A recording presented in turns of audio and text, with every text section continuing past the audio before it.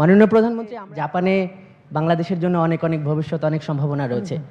আমি আপনার কাছে জাপানের জনশক্তি রপ্তানি বিষয়ে একটা প্রশ্ন করতে চাই। 2 দফা জাপানের সঙ্গে আপনার চুক্তি হয়েছে, একটা 2018 সালে আর একটা 2023-এর সামিট মিটিং ছিল ফুমিও কিশিদার সঙ্গে 26 তারিখ প্রধানমন্ত্রীর কার্যালয়ে। ওইখানেও আলোচনা হয়েছে যে জাপান বাংলাদেশ থেকে যে ইয়াং যে লেবার রয়েছে তারা সেটি নিতে চায়। কিন্তু মাননীয় প্রধানমন্ত্রী, এখানে আমরা দেখি যে আপনি একটা পরিবেশ তৈরি করে দিয়ে আসেন, কিন্তু সংশ্লিষ্ট যারা কর্মকর্তা তারা সেই সুযোগটি কাজে লাগাতে পারে না।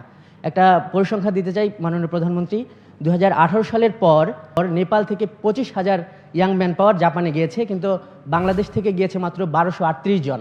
তো এই ব্যাপারে আপনি একটু খোঁজ খবর নেবেন কিনা, আর বিশেষ করে যেহেতু এবারও কথা হয়েছে 1238 জন কি কম নাকি? ওদের তো 25,000 গিয়েছে। ওদের মধ্যে আগে থেকে ব্যবস্থা ছিল। মাননীয় প্রধানমন্ত্রী, জাপানি জনশক্তি রপ্তানি, আর জাপান চায় দক্ষ জনশক্তি, ওয়েল ট্রেন্ড এডুকেটেড জনশক্তি তারা চায়, স্কিল লেবার চায়। আর একটা বিষয় হচ্ছে জাপানি ভাষা। জি মাননীয়, জাপানে কাজ করতে গেলে জাপানিজ ভাষা শিখতে হবে। আমাদের যারা জাপানিজ ভাষা শিখবে তারা যেতে পারবে।